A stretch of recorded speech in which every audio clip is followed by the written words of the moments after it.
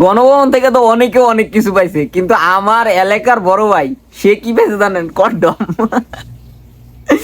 মানে গণভবনের ঢুকা প্রথম 10 জনের ভিতরে সে একজন, ঠিক আছে? তো সে পাইছে, এখন পাইছে যে এটা কিন্তু ওনার জেবের থেকেও নিছে না, সত্যি সত্যি পাইছে।